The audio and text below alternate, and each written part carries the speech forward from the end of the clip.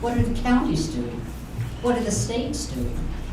And I don't think it'll happen again, but mistakes are made, and we are very forgiving people. I think if you just own up to mistakes, it'll be a different story. So thank you. Thank you very much. Okay. Louis Rulli, come on up.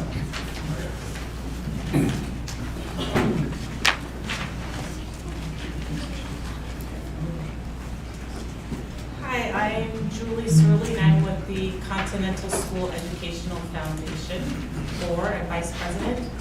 It's great to see so many people here tonight. Just out of curiosity, is anybody who here knows of the Continental School Foundation? Excellent. Okay. Got some new people. So yeah, a lot of people don't know what we do. We are a not-for-profit 501(c)(3). We oversee an endowment fund of about $425,000 that is just for Continental School. So a lot of people don't know about that. So what we do is we kind of just take a percentage of our principal and we give back to the school. So for example, this past year we probably gave about close to $15,000 to the school in the form of different kinds of grants. So we have one of our biggest programs is our teacher mini grant that we do. That's about $5,000, so teachers can apply for a $250 mini grant, and for pretty much anything.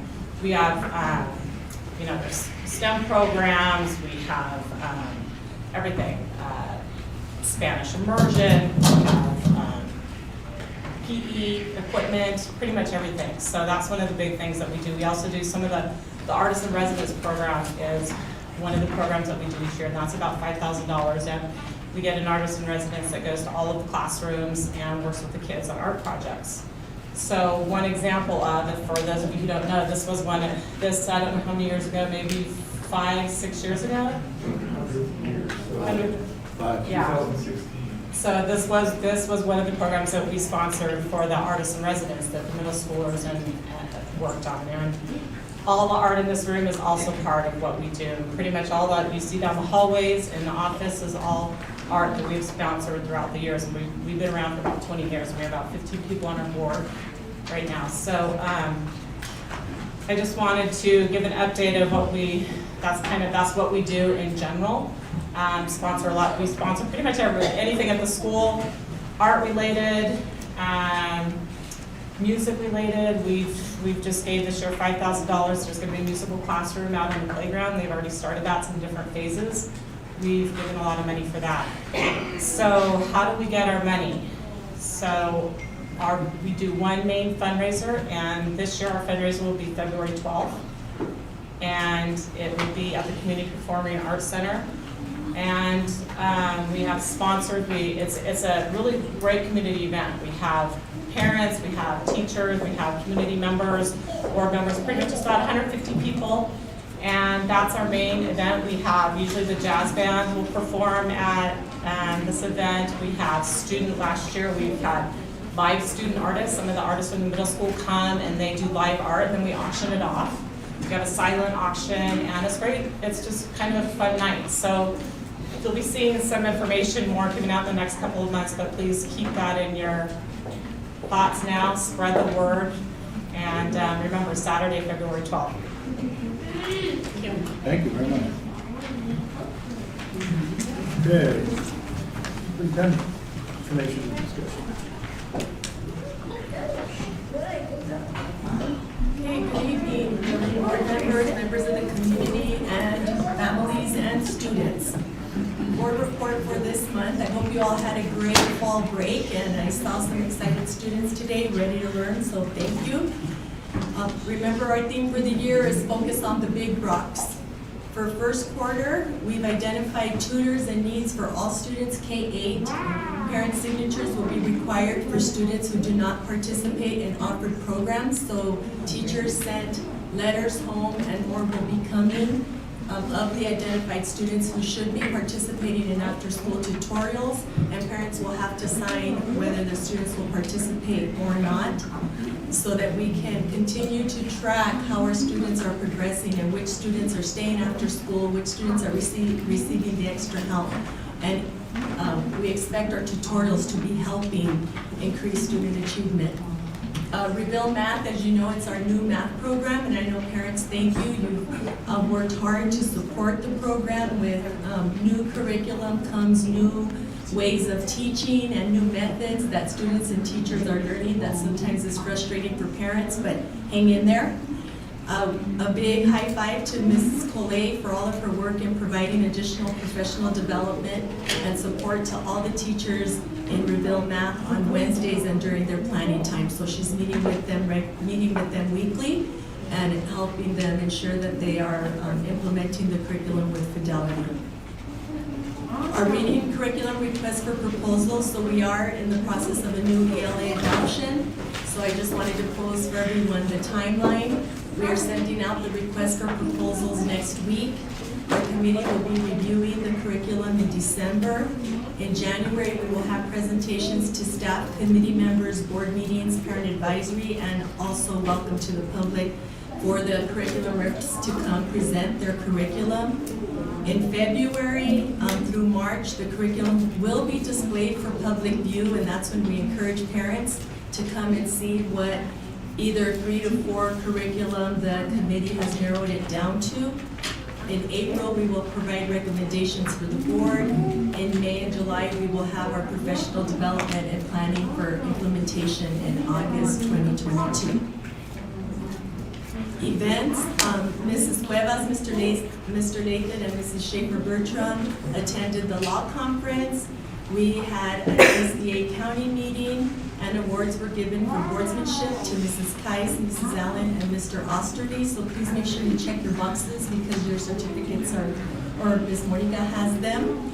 Also, Ms. Molina, she received the ASAP High Five Award for her community participation in the listserv. It's the first time that ASBA has done this. And Ms. Monica was one of the frequent users and collaborator on the site, so she received recognition at ASBA's county meeting. So thank you.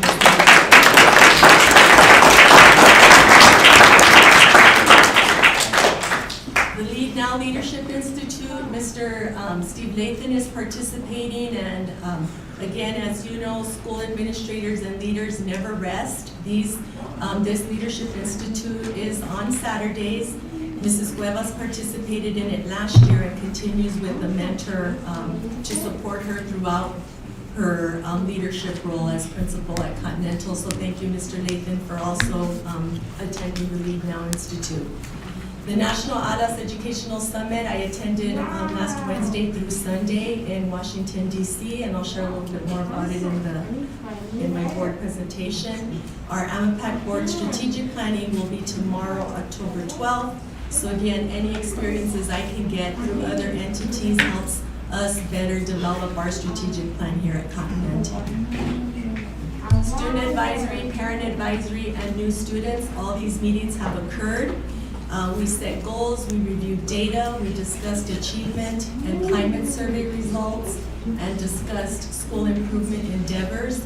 So you can see some of our students there in action, and this is probably one of my favorite committees here at school because the students are the ones doing the hard work. And we need the voice of the students to make sure that we're on track, that our teachers are on track, and they give us some very valuable information that we take back and share with our teachers to continue our school improvement endeavors. So kudos to our students. Colts are ramping up our kindness efforts. So our student advisory students, we did discuss, again, coming back to school.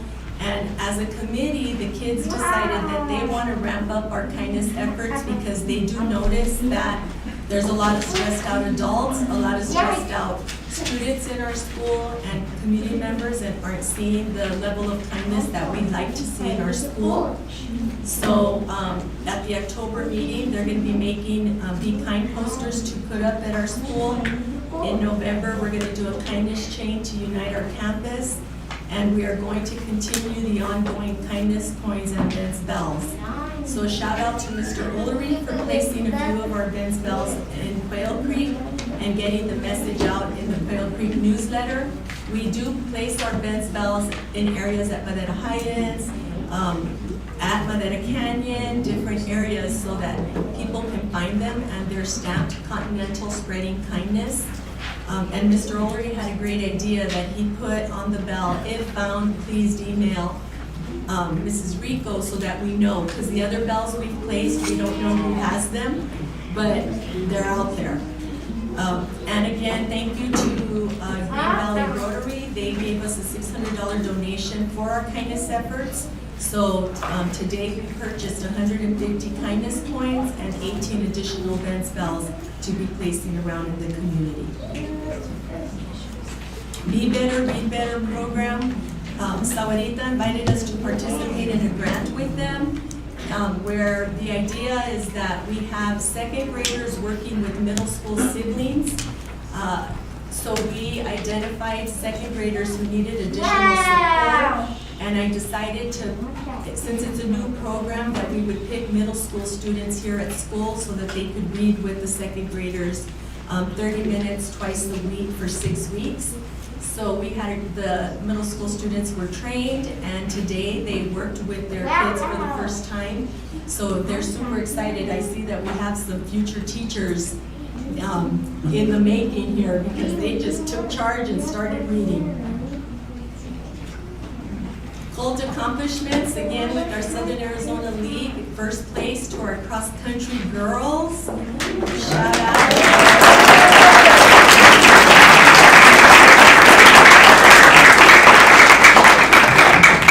Our volleyball team took second place, and it was a nail biter.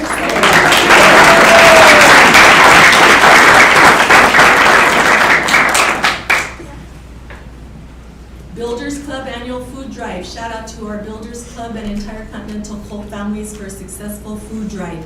We had 4 vehicles full of food that weighed in at over 2,000 pounds, with 25% of the donations still here at school that we need to deliver or have picked up. This is a record-setting food drive for Continental, and we want to thank all who encouraged their kids to participate. Cults truly do rock.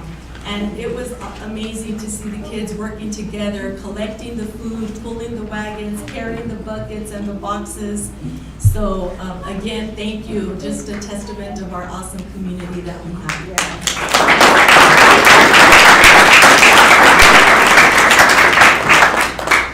Our enrollment update, so we are still steady with 654 students. So we're down 1 student from last year, but we are still down 35 students from our 1920s pre-COVID year. Technology and device updates, the Chromebooks that we ordered have been received. So we're super excited. They're replacing the damaged beyond use devices for our second grade students who have been using the spares that were not for permanent use. We have applied for funding through the FCC's Emergency Connectivity Fund and received $29,000 additional for Chromebooks. The district is going to apply for Category 2 E-rate funding for the 2022-23 school year. And listed there that the Category 2 funding is for hardware, related items used to connect district to the internet. And the majority of our current network backbone equipment is 10 years old. So we have had some failures due to weather this year that we definitely want to upgrade and correct. Minimum wage increase implications. So on September 17th, the Industrial Commission of Arizona officially set the minimum wage effective on January 1st to $12.80, up from $12.15. So our budget impact will be $9,387 spread out over 4 different funding sources. The impact specifically to our M&O budget is $7,119.62. With the increase to minimum wage, we are also looking at the compression of our salary schedules as well as a compression within our staff. So we're hoping that come January, we will be able to issue raises and address some of the compression issues with these raises. We started our new drop-off and pick-up procedures this morning, so thank you parents, those of you who are here, who were willing to be patient and go with the flow. We were very happy to see that we weren't backing up White House Canyon for a whole 45, 50 minutes because we did have complaints of community members who couldn't even get into Madera Reserve when it was dismissal, as well as emergency vehicles who were not able to get in to Madera Canyon. So I think by the end of this week, we'll get it, and next week will flow much faster. But we did clear parent pickup by 3:15 today, which was great, because some of you remember that we've been clearing parent pickup at 3:40 sometimes.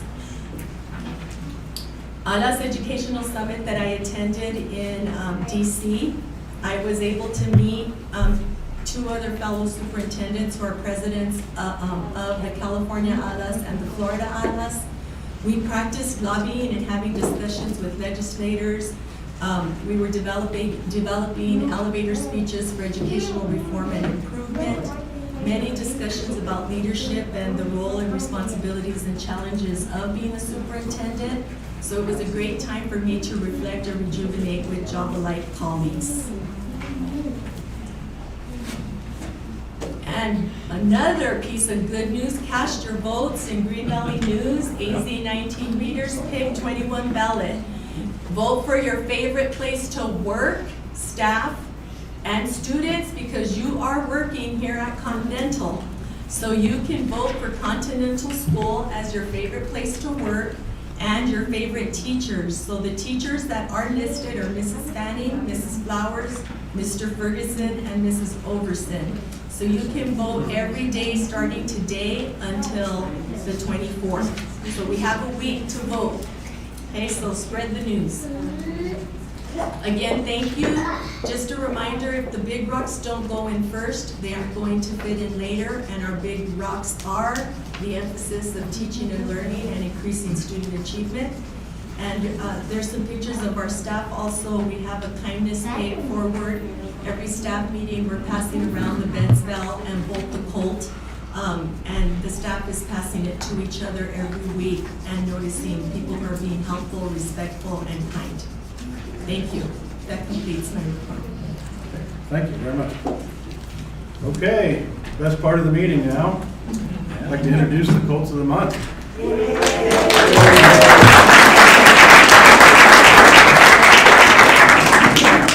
So at this time, if we can get our Colt of the Month to come up, we're going to start with preschool first, and then our 8th graders will be in the back of the line. So if I can have my preschoolers here, then kinder, then first, and so on.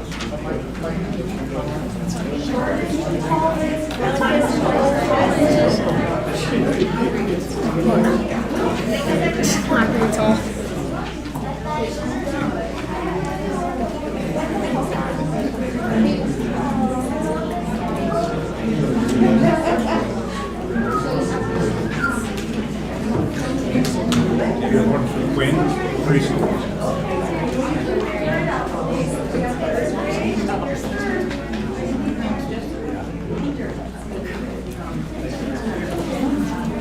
Every one of my Colts, you have a slipping hand?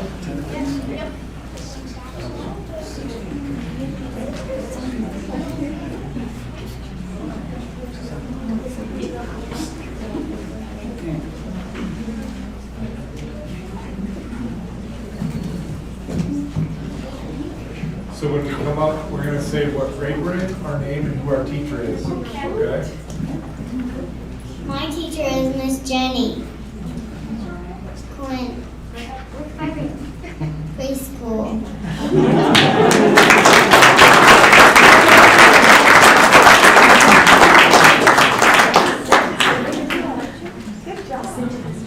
Miss Lixon says, Quinn always tries her best. She is kind, safe, and responsible all the time.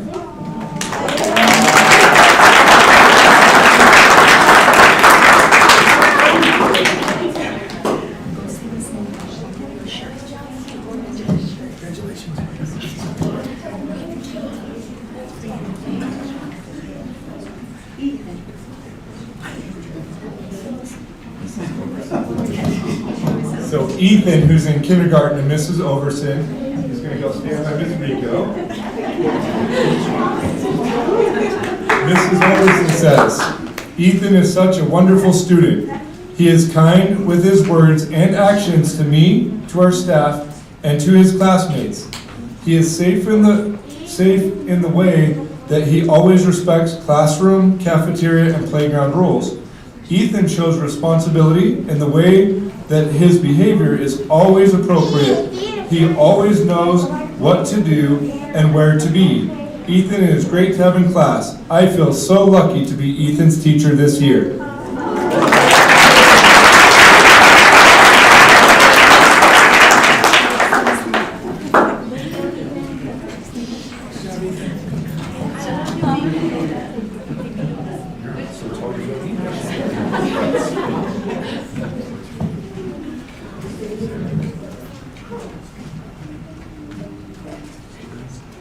Adrian.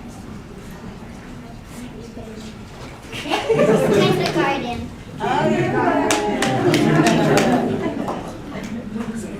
Miss Mia.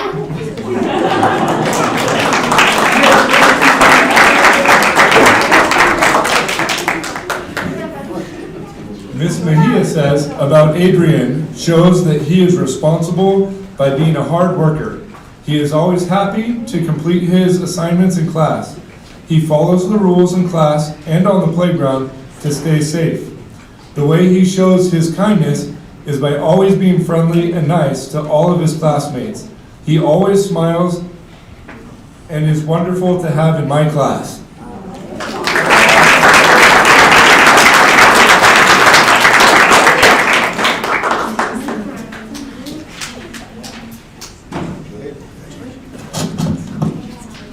My name is Addie. Whoa! My teacher is Miss Meredith. I am in 4th grade.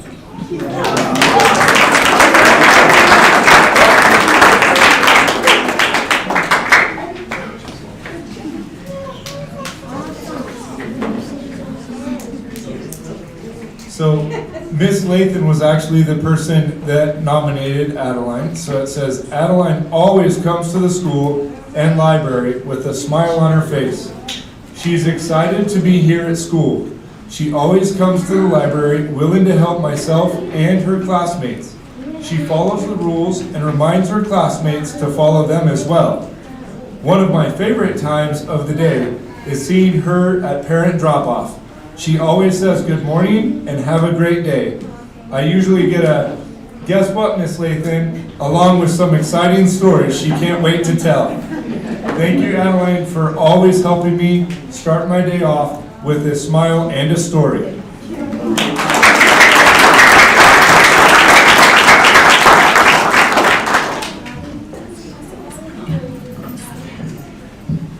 My name is Maximino. My teacher's name is Miss Navarro, and I am in 2nd grade.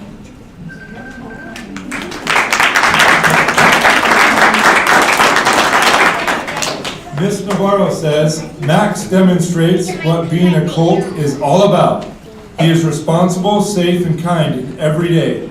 He is a responsible student who sets a great example to others by turning in all his work, participating in class, and is always ready to learn. Max is always kind and has respect for his classmates and teachers. He is a team player and is always willing to help others.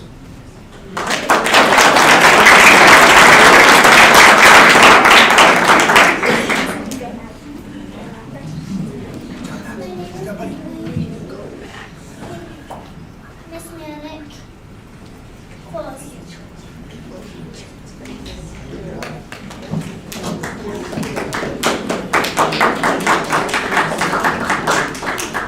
Miss Meredith says, Brinley shows that she is a Colt in many ways.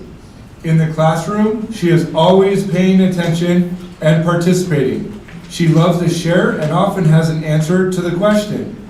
She is kind to her peers and is always willing to help. Some of the ways she shows kindness and responsibility are taking students to the nurse, carrying their water bottles, or being partners with a friend if they don't have one. She reminds her friends to be safe in the classroom and while moving around campus. Brinley also reminds me that Colts never quit. She makes sure that we keep pushing no matter what we are going through.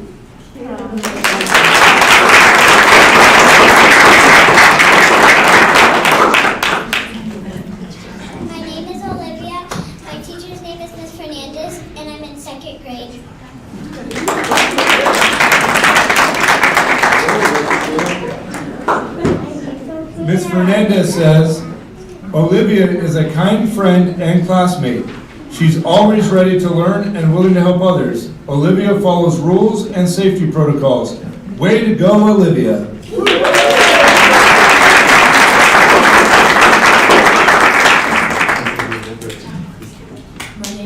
My name is Creed Hansen. I'm in 3rd grade and my teacher's Miss Flowers. Miss Flowers says, Creed is very hardworking and determined. He knows what is expected of him and he always goes above and beyond. I can count on Creed for just about anything. Walking a student to the nurse or reminding me what page we are on or helping a classmate with the spelling of a word. He has a kind heart and is always there when I need him. He is truly a joy to have in class.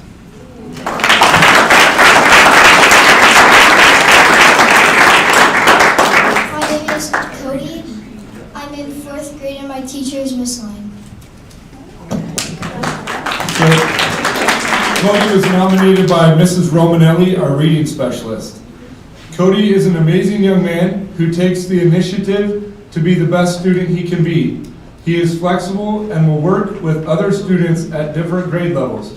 He is kind and compassionate with younger children.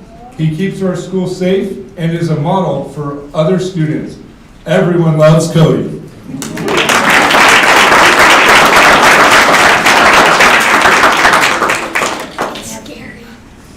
My name is Ethan. I'm in 4th grade and my teacher is Miss Lyon.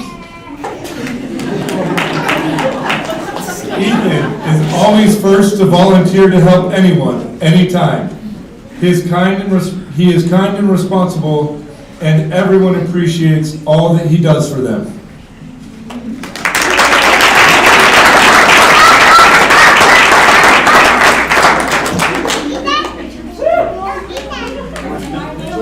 John, it says Jonathan right there, that's not true.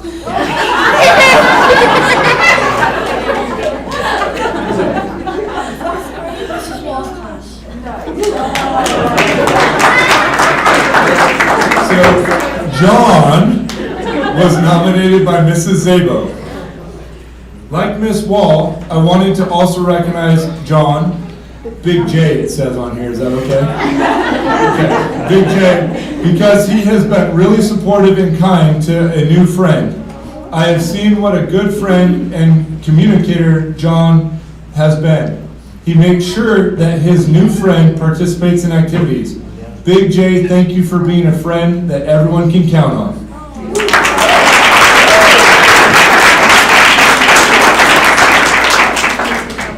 My name is Emilio Briones. My teacher is Miss Van Horbeck, and I'm in 5th grade.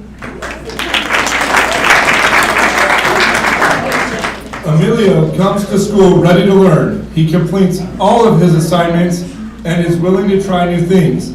He puts forth a positive mindset and is a great friend and role model for his peers.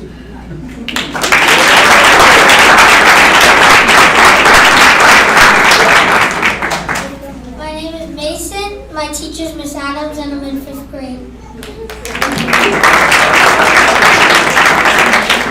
Mason is a thoughtful and respectful to his classmates. He is responsible in turning in his assignments and homework. He always has a smile on his face and is willing to help out. My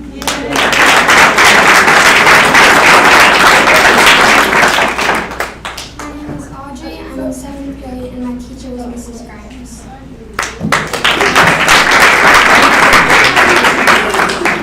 Audrey was nominated by Mr. Ferguson, our middle school music teacher. Audrey Kahn works hard to proactively make the world around her a better place. She checks in with her teachers when she needs clarification or help with an assignment. When things get tough, Audrey digs in and wills her way to success. Audrey is a pleasure to have in my class, and the effect her positive attitude has on the class is felt by all.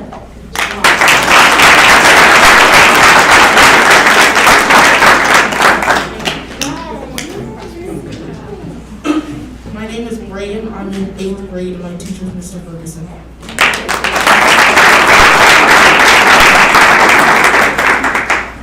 Brayden is a great young man that is always willing to help another student, whether it is with classwork or just picking up something they dropped. He always has a kind word and a smile to offer. Brayden works diligently to complete all of his work in the best of his ability and in a timely manner. It is a pleasure to have him in class. My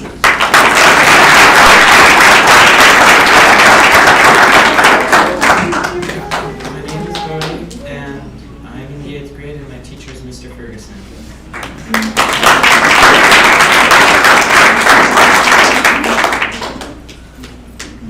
Bodie has been such a pleasant addition to our student body this year. He is hardworking, responsible, extremely polite to everyone, and always tries his best. He is well respected by both staff and students. He is the epitome of a Continental Colt should be, and he meets any and all expectations. Thank you, Bodie. Keep up the great work.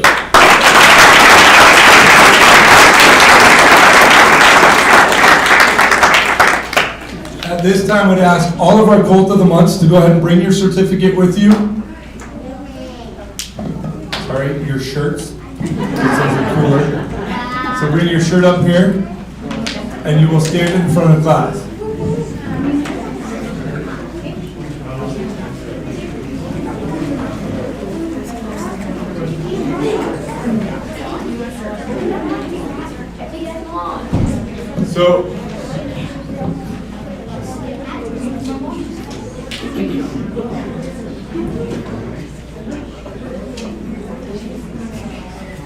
So let's scoot in there at the end a little bit. Miss Rico likes to get pictures of all of our kids. We don't miss you too on there. So at this point, I'm going to ask that you guys stay up here because it's not just students that we recognize their hard work and effort. We have a lot of staff here that does a lot of things. And we have a lot of staff that goes above and beyond every month. So we have what's called the Golden Horseshoe Award that they'll get later because we're low on horseshoes. But they get a golden horseshoe with a plaque that has an engraving in it for them.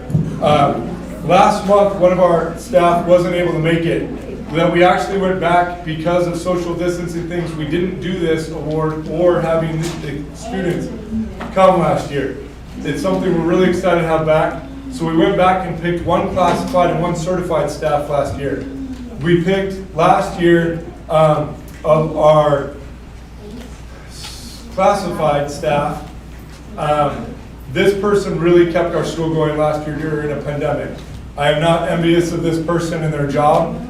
Being the school nurse during a worldwide pandemic has to be the biggest nightmare that I could imagine. And our school nurse, Mrs. Fortune Trooper, can you please come up?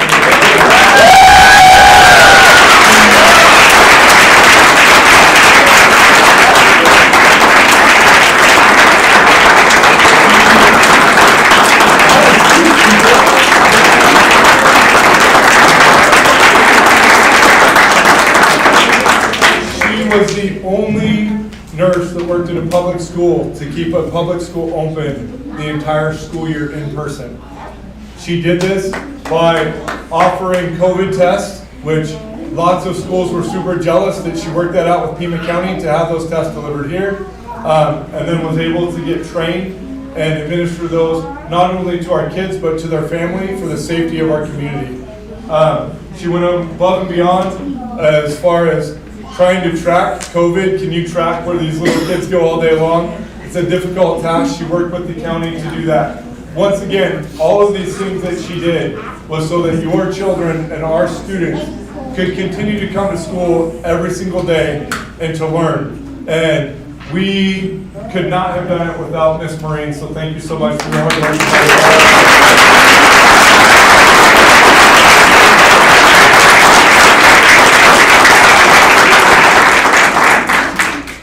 So now we are on to the month of September. We're back to doing it once a month. And for our classified staff member for September, this person goes above and beyond working with our special needs kiddos. This person has extreme love and compassion and understanding for those with disabilities. This person is one of those that no matter how hard it gets, she just smiles and she does it and goes above and beyond in that capacity and is always here working hard. So can Bernice Rendon please come forward?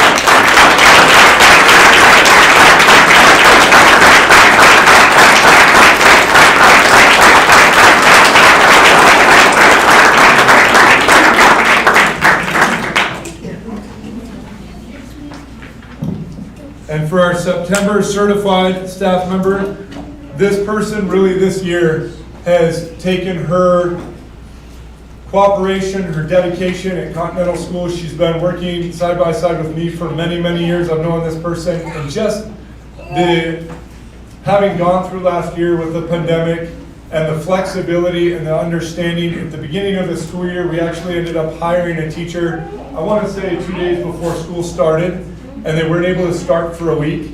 And so we had, remember, meet and greet back to school, and everyone went through the classrooms, and I was panicking, what do I do with this one classroom? And I went and asked this teacher and said, can you at least help me set some chairs up and table and desks in there so it looks like there's a teacher here because school starts tomorrow?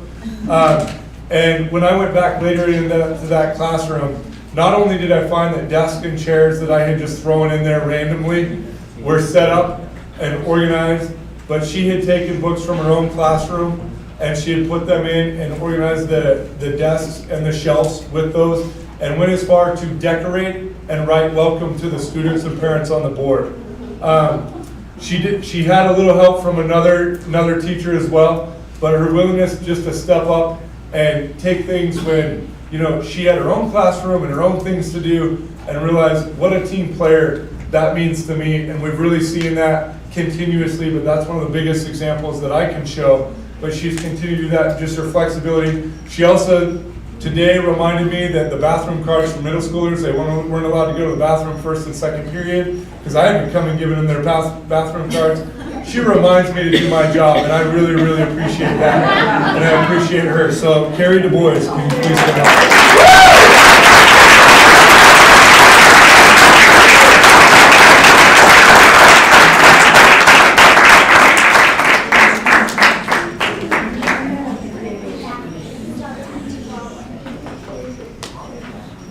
So now we have to pause because Miss Rico's going to get pictures with the teachers. Ready? 1, 2, 3, Colts. Colts. Yes, good job.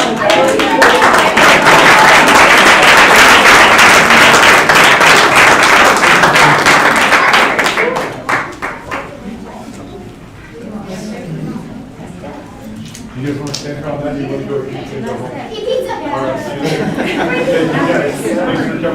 Congratulations, you're welcome to stay, but we completely understand you have lives to live, so. More work to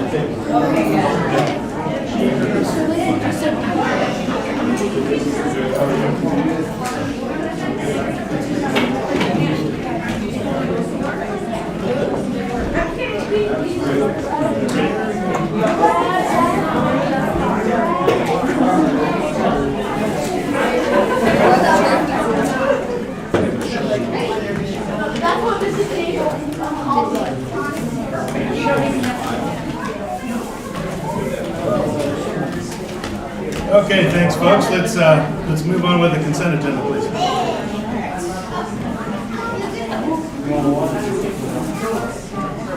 have a motion on the consent agenda. We have a motion. How about a second? Second. Discussion. Just a couple of quick questions. What is a cyber patriot club? So the Cyber Patriot Club, we had years back, and Mr. David can speak more to it, because I know that we have since lost our sponsor to the Cyber Patriot Club, where they were working on electronic stuff. Steve, do you want to explain? So I too had that question about a month ago, because it's on our list of clubs. And so I looked into it, and don't quote me on this, but it's tied to either the Air Force or the Navy. I believe it's the Air Force. And what it is it's to prepare children to try to get them knowledgeable about doing things like, Albert, remind me what the word is, but cybersecurity jobs. Yes.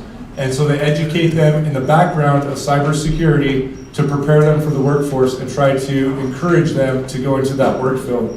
And so it's something that we do have that account. It is active. We haven't been able to get someone willing to do it yet, but that's what it is about. And they have a great website, so that's where I got my information. So feel free to go and look at that. Second, I know that we've had a struggle in trying to find a psychologist. What is the estimated cost that we anticipate from the contracted psychology services? I can speak to that if you need me to. Can you come up to the podium, please? Yeah. Push the button. Push the button. It's right on, it'll turn red.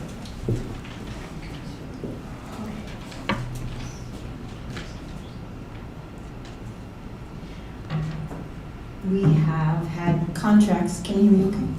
We have had contracts with an RFP, we've had proposals submitted. We are about $75 an hour for the contract that we're looking to accept. It's virtual. For somebody to be on site, they're approximately $79.50 an hour to $85 an hour. We're looking to employ somebody for anywhere from 20 to 24 hours a week to complete the evaluations, observations, and behavioral assessments that we have in queue for this year. We have 26 kids coming up for reevaluation on their 3-year. And so we know that we can do that with a part-time person. Okay. Thank you. And I see that we're adding a new bus route. Could we just understand some of the numbers that we feel that are required to add this? Since we took away a route that I think went out to Elephant Head earlier this year.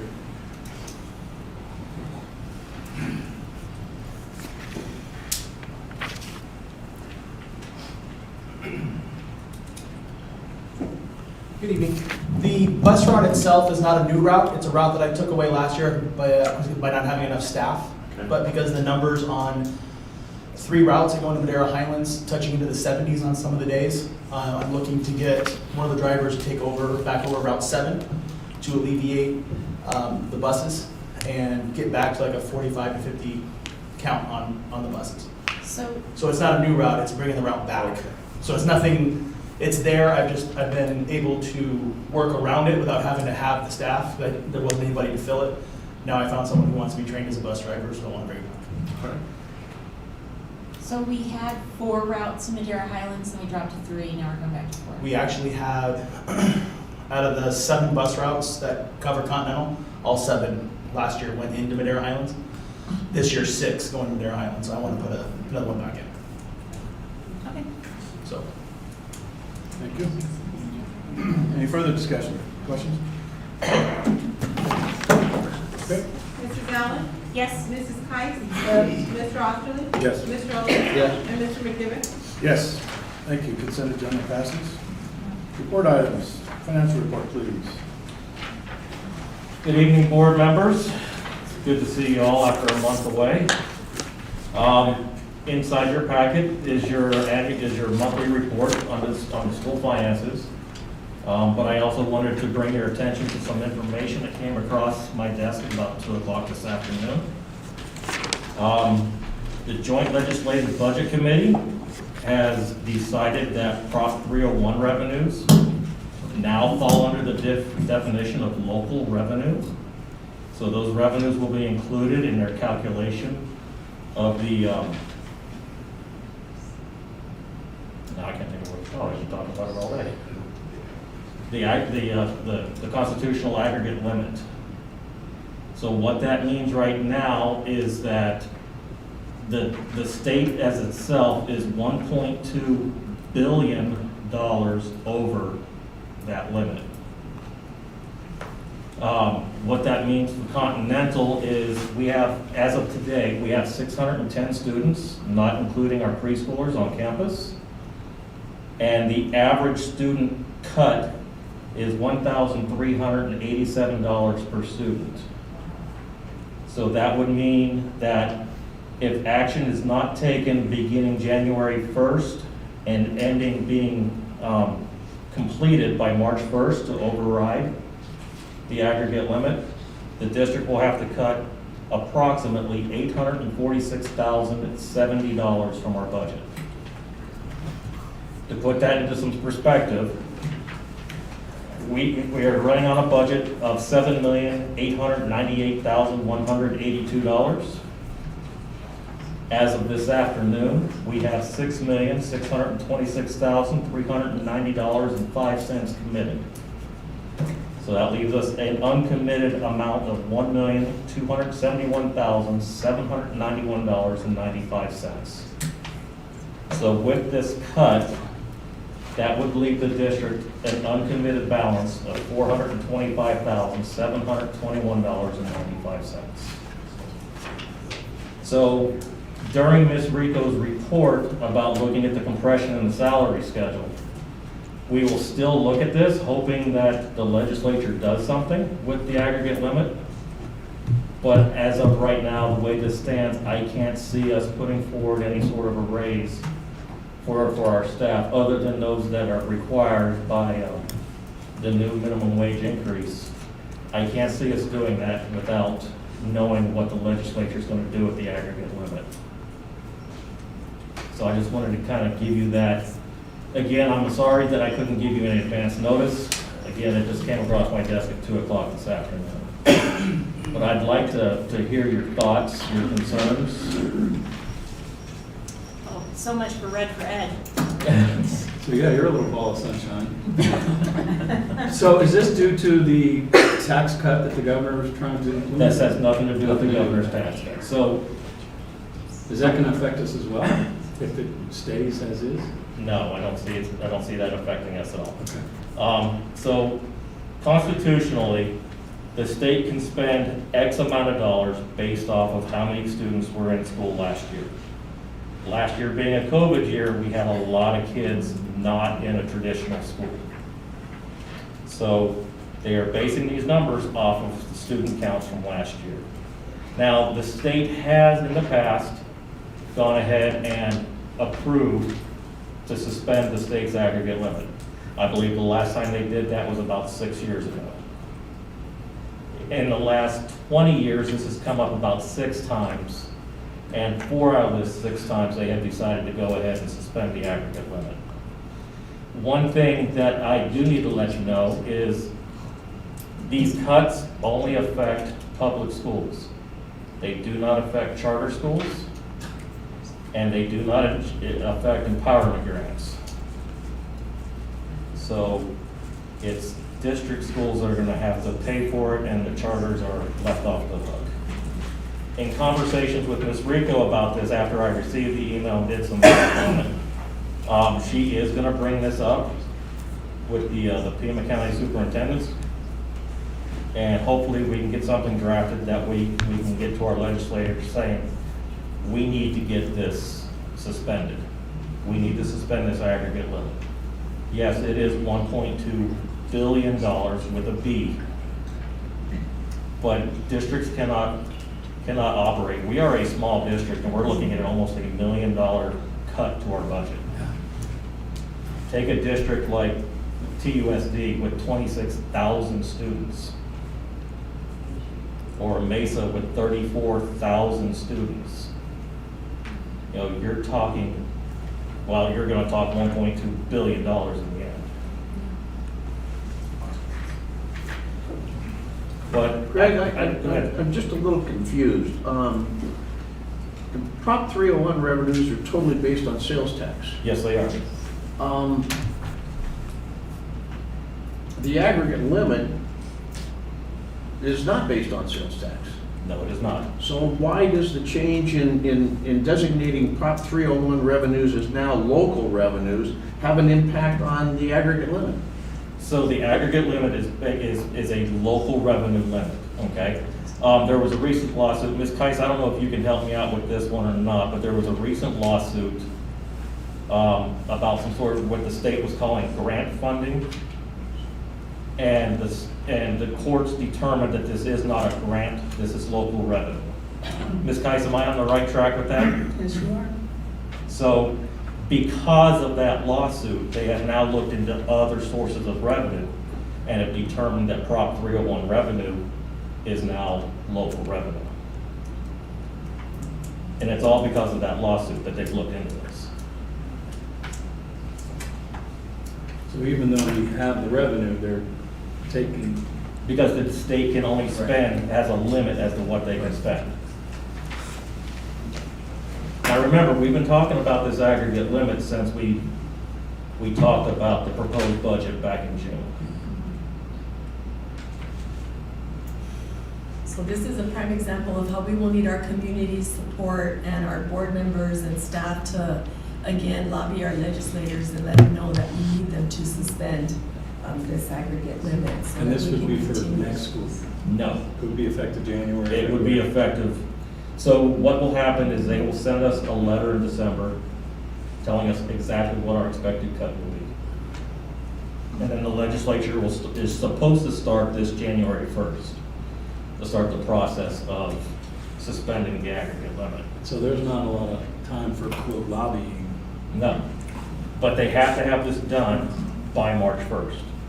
If it's not done by March 1st, the aggregate limit goes into effect and we have to cut budgets. Well, the good news is it's an election year, so it's probably not going to happen. When we budgeted for the increase in the minimum wage, did we include that in our budget? Yes, we did. Okay, all right, and how are we prepared to move to $13 an hour? We have it in our budget, so I budgeted for everybody to go to $13.50. So that is in the budget as far as the contingency, because I had no idea what minimum wage was going to go to. So I budgeted it out for all of our employees at $13.50. So that capacity is still there. So we have that. But as far as, because what I would like to look at is, since the minimum wage is increasing 65 cents, I would like to be able to give all of our classified employees that 65-cent raise so that that addresses our compression rate. That way I don't have an employee that's been with us for 7, 8 years who's now making 20 cents more than minimum wage. So we know that the minimum wage, according to the state law, is going to go up 5%. So that's where that 65 cents came from. We know that we've got Prop 206 on the City of Tucson ballot for November 2nd. And so if that passes, the Board of Supervisors have pretty much said that they're going to pass it in Pima County as well. So that's going to move us on March 1st, I believe it is, either March 1st or April 1st, to $13 an hour. So we're going to have to assume that as well. Yes, and like I said, I have everybody, I have planned for it to go to $13.50 because there's nothing better than more than $1 an hour raise. You know, I knew it was high, but it allowed me that flexibility for the worst case scenario. So we pretty much know what the numbers are going to be. Yes. Because they're spelled out either in the ordinance or the law. Yes. So. Thank you. You're welcome. I'll entertain a motion for the. I've got some questions on the district financial report. Well, yeah, we can have a discussion. Oh, okay. All right. Entertain a motion, please, on the financial report. I'll move to approve. Second. Okay, discussion. Go ahead, sir. Just some very simple ones. On the, I don't know if it'd be helpful to put it up. Okay, can you pull up the podium?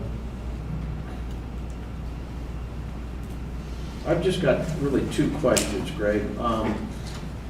In your budget revision number 1, total revenues, and disregarding the comments you just made as far as what's happening going forward, but our projected revenues increased from the original budget to revision number 1. Correct. But on the district financial report, the revenues showed $7,605,000, and yet the budget revision number 1 is $7,898,000. What's the reason that those don't match? Because I don't touch those revenue numbers, we've had, those conversations in the past. The revenue numbers are really irrelevant just because the revenue is set. It's set by statute. So the revenue will equal what our budgeted amount is. Okay, I guess I understand that, but when the public is looking at a financial statement and they see a certain budget item that is different on a financial report than it is on the budget, wouldn't that raise a question?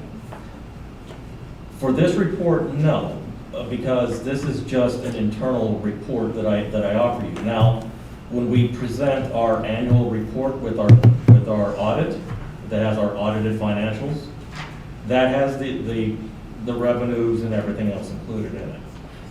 Okay, well, I don't think it's just an internal report because it's in the agenda every month and available to the public for review. So, second question, go to classroom psych fund.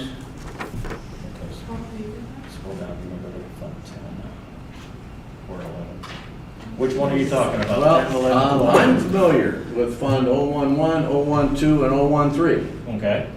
But this has 010 Yes. or 010 that shows an expense of $21,665. What is that?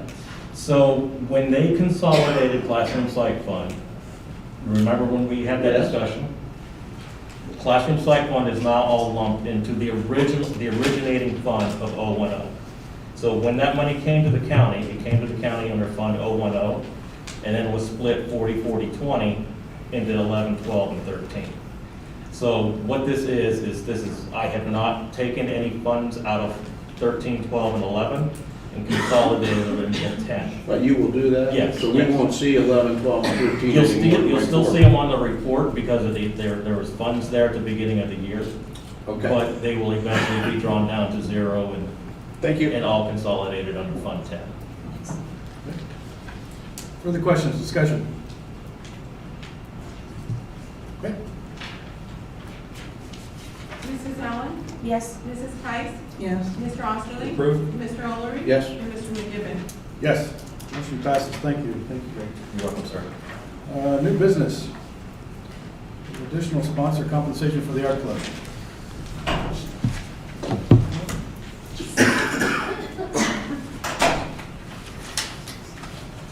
Okay, so we are just asking for approval of the additional sponsor and compensation for Art Club, and you see the rationale that we have more students to serve, and the Art Club sponsor stipend from $325 a quarter to $500 a quarter is based on the amount of times that the club meets quarterly.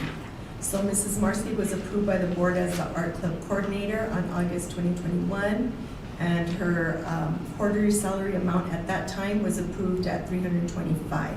So due to the increase in students in the club, we'd like to increase the number of times they meet, which will also increase her salary to up to $500 based on the club stipend guidelines that you received in the packet as well in the attachment. We'd also like to add a second sponsor for the art club to help service the additional students that are in the club. And as a reminder, the funds are in tax credit funds designated for art club. So we are asking for approval for that. I'll entertain a motion, please. So moved to approve the additional sponsor for the art club. I second. Discussion? Okay. Mrs. Allen? Yes. Mrs. Price? Yes. Mr. Osterly? Yes. Mr. O'Leary? Yes. And Mr. McGivern? Yes, motion passes. Thank you. Substitute coach request. So we're asking to approve a list of teachers who are willing to be substitute coaches in case of emergencies, that in the event that coaches have to be out for any length of time, so that we already have them approved and willing, so it doesn't affect the students and their sports. I'll move that we approve the substitute coach request. Second. We have a motion and a second. How about some discussion? I think that's a really good thing to do because our sports teams, I don't know, we have a lot of kids in our activities.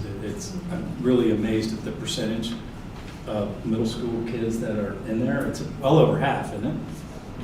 Yeah, if not 3/4 are playing sports every quarter. So to be short a coach is a big thing. Further discussion? Mrs. Allen? Yes. Mrs. Heiss? Yes. Mr. Austin? Yes. Mr. O'Leary? Yes. And Mr. McKibben? Yes. Motion passes. Thank you. 2021 annual financials.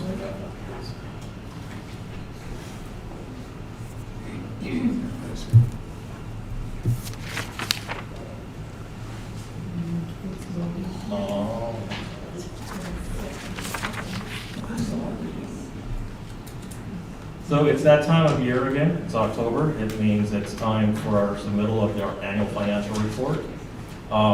You have it in your attachments, so a couple of highlights that I just wanted to go over on page 2, which is our expenditures page out of our M&O account.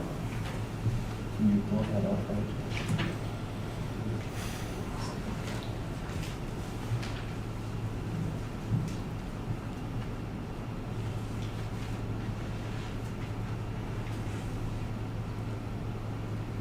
Some highlights that I kind of wanted to go over, because I'm trying to anticipate some questions from our annual financial report. So I was going to try and get those answered before they were actually asked. On line 4, under general administration, I'm sorry, line 3, under instructional staff, it shows that we went up 682.9% over the previous year. Okay? So the year, fiscal year 20, we spent $12,567. This past year, we spent $98,393. And the purpose behind that being, we moved Ms. Rico's salary when she went to an ESI employee, so that's where it had to be coded to. So that's why there's that giant increase there. Line 4 shows it going down 23.1%. We just didn't spend a whole lot in our purchase services. That amount went way down. The year prior, we only spent $2,245 there. But we we decreased salaries, and we also decreased our employee benefits. That's why it's down to 23%. Line 9, which is our food service line. So what we did was we actually moved the employee salary and benefits out of M&O, moved them into food service. But since we are required to subsidize food service, we kept the employee insurance within that column. So that's why we spent the $15,660. That's why there's something under employee benefits and not within anything within salaries. Lines 10, 11, and 12, those lines went down, or 9, 10, and 12 went down 74.5%, 95.9%, and 100%.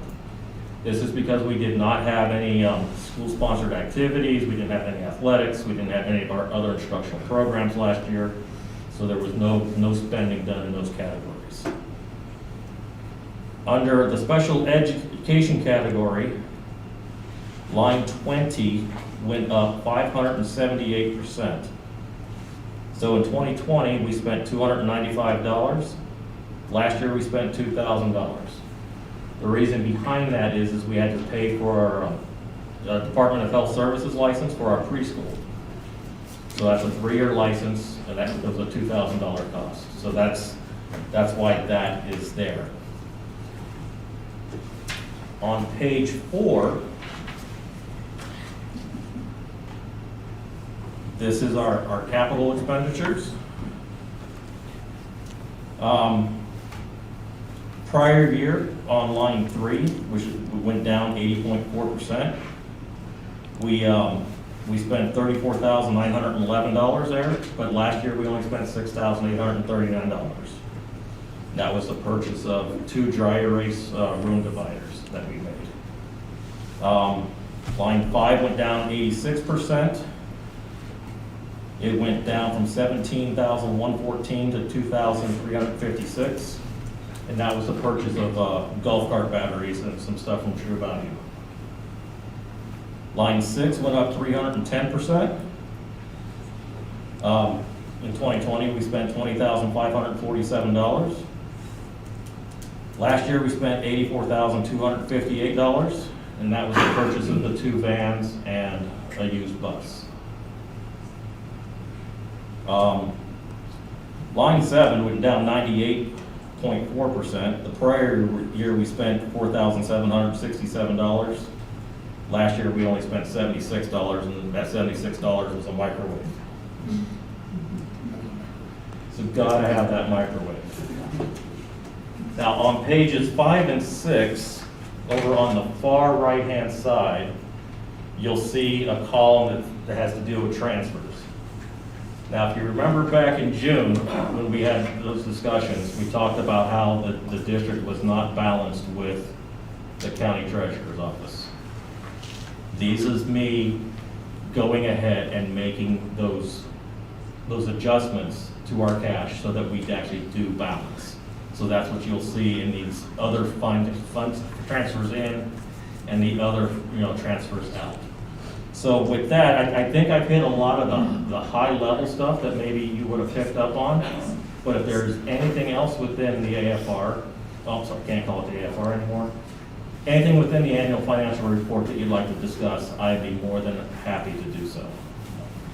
Good. Trustee. I've got a question. We need to move to, I move to approve the annual financial report. I second. Okay. I actually didn't have questions in my chair. That's okay. Thanks for the explanation. Page 7, line 8.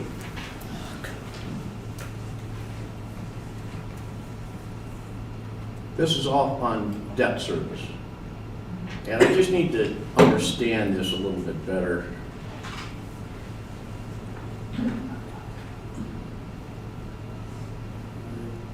Okay. This shows our outstanding bond indebtedness, and it shows that bonds retired during fiscal year 2021 in the amount of $248,000, which reduced our bonded indebtedness by that amount. But on line 9, or page 9, line 28,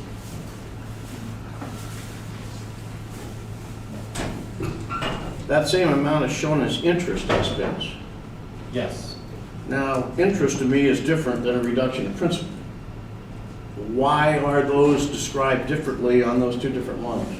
So within the AFR, they combine within your retirement of bonds, they combine interest and principal, okay? And they fall under 2 different coding lines so that you can actually separate them out. Right now, we are not paying any principal on our bonds. Everything that we are paying on our bonds is interest only. We don't start paying principal until, I want to say on our 2012 bonds, we actually start paying principal next year. It was a 10-year. But then why would an interest payment reduce the bonded indebtedness? Because I don't have a good answer for you. It's how their formulas put it in there together. Okay, then go to the summary page, please. summary page on debt service.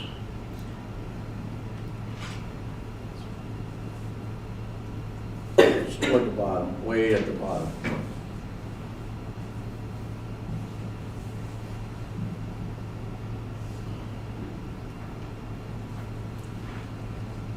Now, go over to the right. Now this shows interest or debt service payments of $249,363, which is different than the interest payments on the previous pages.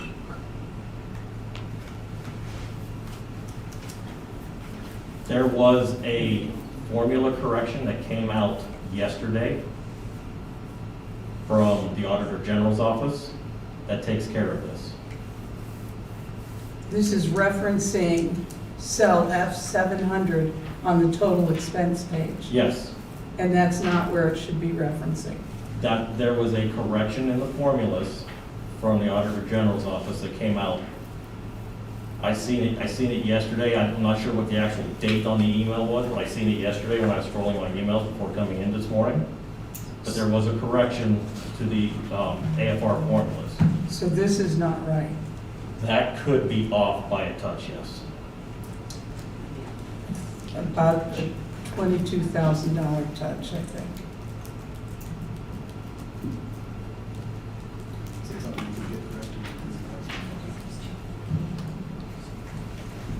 So will we get to see this again? Well, I think we need to see this again, because the one thing that it says in ARS 15-904, all due respect, I never once saw the financial manager or the superintendent. The governing board submits this. That's what the law says. The governing board approves, and through you, we submit it. This is not correct. So if I may offer maybe a solution to this, we have a meeting that we need to schedule next Monday, Friday, Monday. This has to be approved by Friday, right? Whether the 15th That's is. Friday. We have some personnel issues that we need to cover in a short meeting at the end of the week. We could get it corrected and bring it up then, so it's corrected at the time. It's an option. When is this meeting scheduled? We're going to schedule it now. We can do a call-in, we can do whatever you like.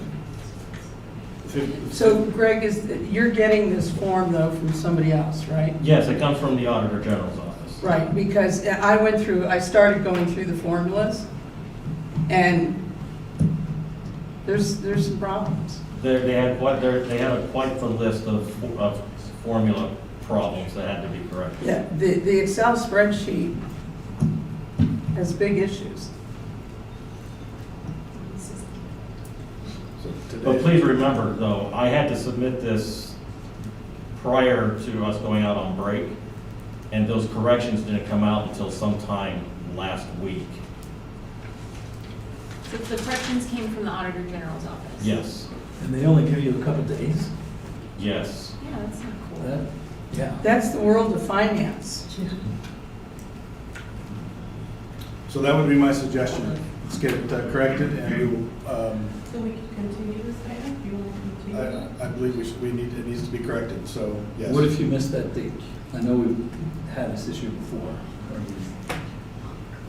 It's an audit finding. It becomes an audit finding, and then it's. You can't miss it, it's Yeah, in law. Yeah. It's a violation of Arizona statute. So the 15th is Friday, is it not? Yes, sir. It has to be a particular time on the 15th, or End of the day. end of the meeting 3 or 5? Or? Just close the business. So on it's Friday. emailed? It's uploaded. It's Yeah. just a quick upload. So I think we should table this till Friday, have a meeting, I don't know, can we do it like a 3 o'clock? Short meeting, 3 o'clock or something on Friday? Is that enough time for you to? Yeah. And get these things corrected.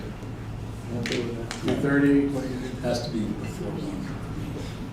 4:01? It's got to be after 11 for me. So I have an 11 and I have a 1. Got a 2-hour window now. How about everybody else? I can't do anything until at least 3. So an 11, a 1, and a 3. But, I mean, I'd really like to see us get these before a board meeting. I'd like to see a study session on this. So all those items, because when I see a 300% increase in something, it does catch my eye and causes me to start going down the rabbit hole and looking for things. Okay, you have another Thursday. What's everyone's Thursday look like?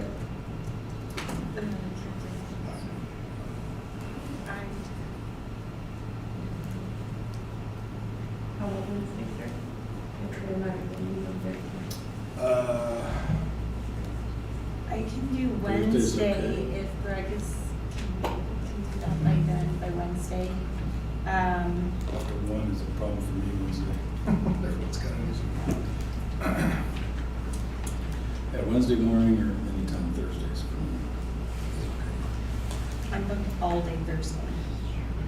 Well, Is a call-in possible? Can I offer a suggestion? Sure. And I will just put this out there because this is an option. There is a Form 904 that I can submit as an amended AFR. So if you were to approve tonight, I could bring you the amended one at whatever meeting you'd want. That would have these corrections, and I would just have to file Form 904 with the state and upload an amended AFR. And that way we still meet our deadline. we would be approving it as they sent it, and this is their form with their errors. That's not quite how it works, though. I mean, they've corrected the errors and submitted it to us, we just didn't get to it. I think we have an opportunity to make it right, let's make it right. Yeah. I was just throwing that out there as an option. I can call in on Friday after 10:30 and before 2. No, that's Thursday. What's everybody else look like on Thursday? Between 10:30 and 2. On Thursday? Thursday. Good. Ms. Guys, how about you? I'm out on Thursday. I could do something in the morning before noon. Okay, well, every one of us has an issue with one of the dates, so we're gonna have to do something here. As long as we have a call. Yeah, 11 o'clock Thursday. Please make the call in possible for anybody that would like to do so. Okay, I can do that. Okay, does that work? Can we do that? All right. Thursday, the 14th at 11 a.m. 11 a.m. We will have corrected any changes that we have that you've had in the last week. Yes. Okay. So with the request for study session, we will start our meeting, go into study session, and then come back. I think the study session is already over. My suggestion for a study session would have been sometime at the end of September, when we would have gone over and looked at this and maybe have picked up on these errors. I mean, I'm fairly confident you would have caught them. But some of them came in last week, right? Yeah, the formula corrections, they came in last week. Yeah, we can't change it until they do, right, the formulas? Correct. We can identify them though. It's other school districts that have found the errors, and they submit them, and that's how you catch these. But, you know, there's, So we'll have a special meeting Thursday, October 14th for action on this. Okay. And for There's some other items. There might be some other items. Yes, we do have some. We have 2 or 3 hiring items, correct? right, being that you approved the personnel for the positions that were approved at the prior board meeting, they were internal, and it's causing a domino effect, so now we have to interview other people and hire before we can release these current employees into their new positions. and so you'll know that by Thursday, who Mr. those Nathan- people are? Mr. Nathan will be doing interviews. Mr. Nathan and Mrs. Cuevas will know by, does that give you enough time? I'll give it my best shot, so we'll have to post it in the morning and then do interviews we'll schedule Wednesday to do interviews, so yeah. Because we can't post the positions till tomorrow after today's approval of the board agenda, the board positions. Okay. Fair enough. Next meeting, 11 a.m. on Thursday. I've just addressed a couple more questions on this. Certainly. Last year's audit projected that we would have $496,000 of interest payments for fiscal year 2021, and we only spent through half of that. Why? So the interest on the bonds and everything else goes straight through the county. The county collects the taxes on that. We don't even pay that. So they send us, so the county sends us a journal of what revenue they've received, and we journal that in on our side. And then when they make a payment, they send that to us saying, this is how much we paid on your interest or your principal or anything else. Why would it be half of what the auditor said it should be for this year? I don't have an answer for that. Okay. Lastly, and go back to the summary page if you would, please. I just want to make sure I understand these numbers.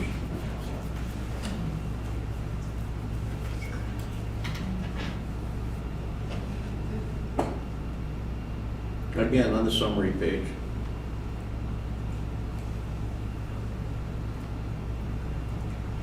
If you go all the way to the bottom, it's unfortunate there's no totals for each one of these columns. But I totaled it. And if I'm understanding this correctly, the beginning fund balance total is about $1,370,000. The revenues are $9,007,000. The net other there is a negative $133,000. So the total of beginning fund balance plus net revenues is about $10,904,000. We had $7,871,000 in expenditures. Those are the actual expenditures, with an ending fund balance of $2,406,000. Now, is that telling me that we started this year, in essence, with a bank account of $2,400,000 carried over from last year? Okay, so what you're seeing in this is every single fund that we carry. Right. Okay? And from the point of, from line 33, food service, all the way down to line 53, which is the impact aid, those are all cash controlled accounts. So that is all cash and everything else that we would have had within those funds prior. Okay. Okay, so within that is things like tax credit donations.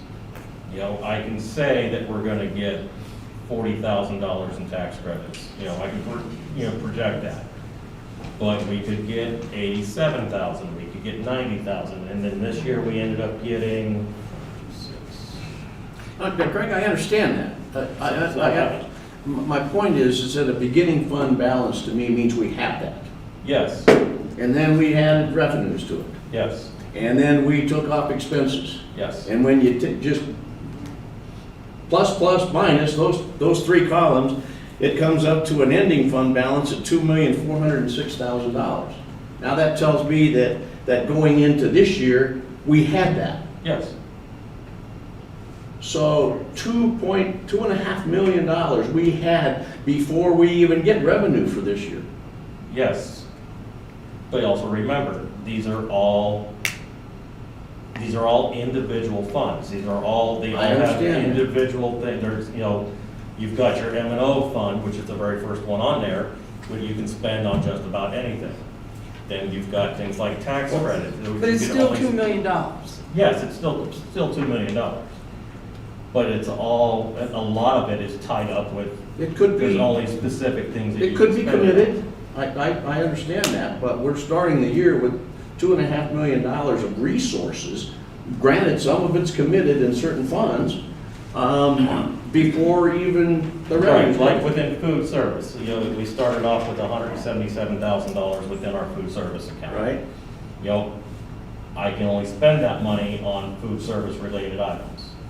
So if I wanted to buy a new walk-in freezer for $100,000, that's how we would pay for that. Understand. Okay, I just But want to I make sure. couldn't, but I couldn't pay to fix a bus out of that. It's not allowed. So within extracurricular tax credits, That I understand, but given what you preliminary report of what the impact of these changes in the aggregate limit, has nothing to do with our cash control account. This is what is dealing with our M&O fund, our classroom site fund, okay, and our capital fund. but, you know- That's all that. all right, go up to the non-cash amounts then. Those are totaled.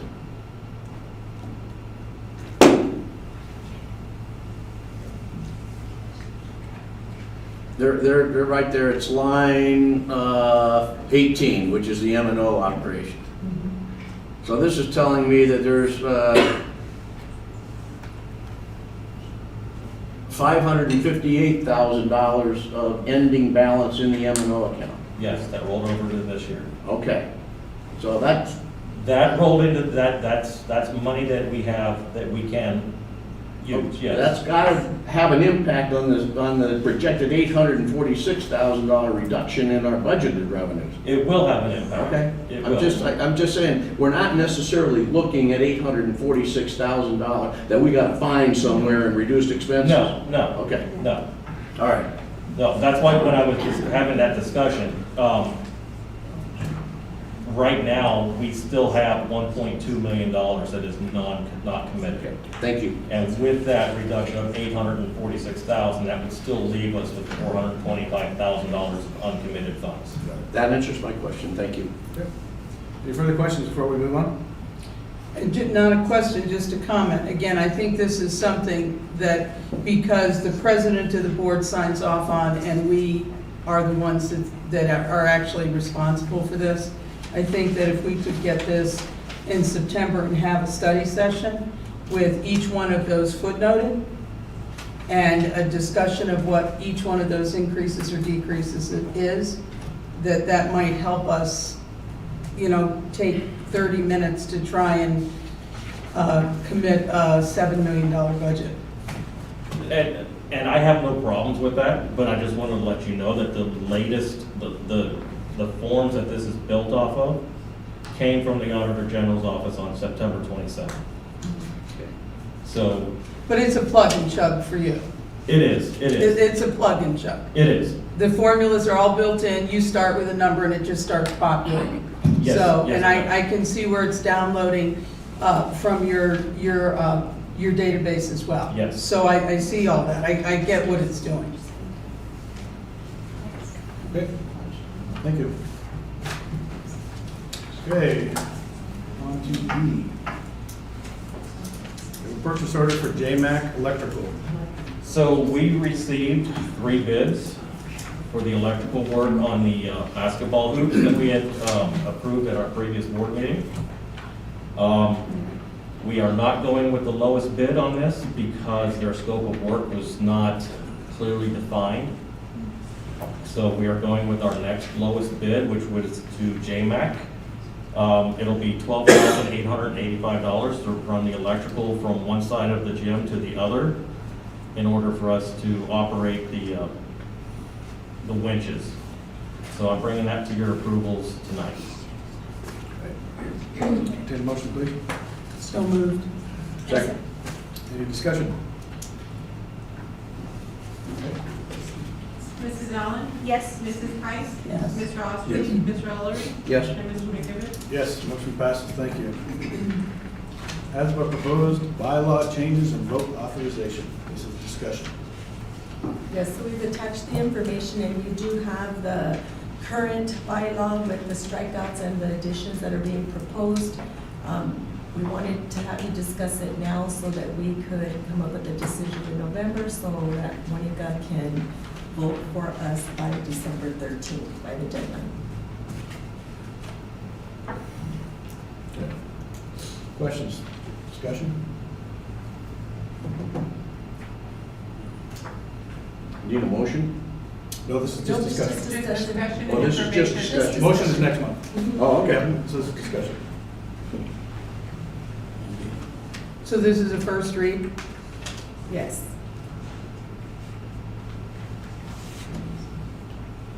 Well, I'll make a couple of comments on this and probably get more specific next month. This bylaw amendment concerns me. To me, it's a continuation of what I deem to be an absolute obsession with race by the Arizona School Board Association. This School Board Association spends far more time stressing the importance of race and equity than it does on stressing and looking for ways to improve the academic performance and progress of our kids. There's really nothing in this amendment to me that is inclusive. It divides people further completely on the basis of the color of their skin. It essentially says that only African Americans can represent African Americans properly. Only Native Americans can represent Native Americans. Only Hispanics can represent Hispanics. No, that's not what. Excuse me. And I think it's nothing further from the truth. If that's the case, why are we not also recommending that we have an Asian seat on the board? Why not a Pacific Islander seat? Are these not worthy racial and ethnic groups to have representation, if that's what this means? I think we need to stop this and tell the Arizona School Board Association that this is not what we want to do. I think the purpose of these is just to make sure that people of these different races and ethnicities have a voice, because they have been left out for so long without a voice. And it really, the only changes here is just modernizing the language, which has been a trend not just with Arizona School Boards Association, but across the country. I know there was a big push several years ago to get rid of the term Orientals in a lot of bylaws and things like this. And it's just a modernization. It doesn't cause... Navajo County has already elected a Native American to represent its county. Maricopa and Yuma counties have elected Hispanics. There may be more. The 5-member executive board has one Hispanic, one Native American, and the executive director is African American. I think there's plenty of representation for various ethnic groups. Well, I don't see this as a semantic issue. This isn't about modernizing language. This is about, instead of the Hispanic and Native American caucus alternating months on the board, we're going to add a Hispanic and a Native American. So this is a change in the makeup of the board. It's not about semantics. Why shouldn't the Hispanics and the Native Americans get their own caucus? Why should it be combined? Are there not? Well, that's the purpose of this. That's the purpose of this bylaw change. If you read all of the Right, I don't understand what why it's, like, why should I care? I don't understand why I care. But I don't care if they do this. It doesn't affect me. If it makes sure that more of my peers have a better voice, then fine. It doesn't affect me. I don't feel threatened at all by it. And I haven't heard anything to make me understand why I should care.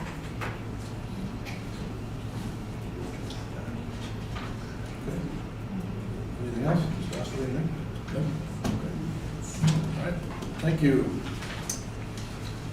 Board and school events. Quite a bit going on. Let's see, where are we at? Clippers. Let's see, birthday books on the 18th. Spaghetti dinner, 20th. Halloween dance on the 29th, don't miss that. Trunk or treat, silent auction as well. We'll be back here on the 9th. Okay, thank you. Governing boards. Superintendent Rico, last year, or 2 years ago, or 3 years ago, or whenever, The kids did something for Veterans Day, and I don't exactly remember what it was, but it was cool. Yes. What was it? So we did have where we invite the Veterans Association here in Green Valley. They came in on their motorcycles. We had kids sing songs. That was We were out it, in that the was field. it. Are we Yes. doing that again? So I believe that we are, but we will get back to you on Right. that. I know that we always do something and it's usually sponsored by our Builders Club students, Yep, so I'm that's- pretty sure that they're on it. It was out in the middle of the Right, the on the campus, fifth grade yep. field, Yep. yes, so we definitely will do something. Okay. Okay, Ms. Geis, you're up. Good report information. Well, I have a request. And my request is, when I come here, I come down, I'm not even sure what the name of the road is, I think it's Campbell. And there are so many new homes going in. And, you know, that's always with mixed emotion, but from a school board perspective, I have a feeling that a whole bunch of kids are gonna move in there. And that we need to be ready for that, and I don't feel that we're doing any planning. And having just completed about a 5-year build of the JTED Innovation High School, and going to the ribbon cutting on Friday, which was so exciting, I want to go back to high school, and I want to take the drone program. But at the ribbon cutting, we began fundraising for the next campus because the enrollment is so big. We're at 17,000 students, we're projecting like 22. And so I would just like to see us start to do some of that data collection and start making some projections as we move forward. So that's my thing, and if you get to go, if you get a chance to go to the JTED, what they are doing is nothing short of amazing. And I just want to talk about one kid who is a presidential award winner at his high school. He extended his graduation so that he could get 3 certificates from JTED. One in engineering, one in drone technology, and one in construction. Because he knows he's going to have to pay his way through college, and so he knew he had to be able to do it. Just talking to him was, and this kid is a presidential honors winner. It was really interesting, and then the culinary program was pretty fabulous too. So that's my request. I just had a question. What did we do on Civics Day? We ended up, and Ms. Cuevas put it in her report last month where we did have, the students did lessons that were provided by the state for us to do. So Civics Day was after our meeting last Right, month. so she did allude to it in her presentation, which she was doing, but I'll have her highlight next month on Okay, please. activities that were actually completed. Thank you. Good. I've got a couple of things. Unfortunately, they're sad things, but Ms. Cuevas lost her mother-in-law, correct? So thoughts and prayers for Ms. Cuevas. And some of you may know Bill McNary, outstanding person, and was a school board member for umpteen years, I don't know, many years. I believe his wife passed away, is that correct? That was about a week and a half ago, so thoughts and prayers with them, so. And we did send a plaque to Mr. McNary on behalf of the staff. Great. So just keep them in your thoughts if you would. Good. So we recess to sign some documents, is that correct? Yes, sir. Good. We'll recess to sign documents. Thank you. Thank you.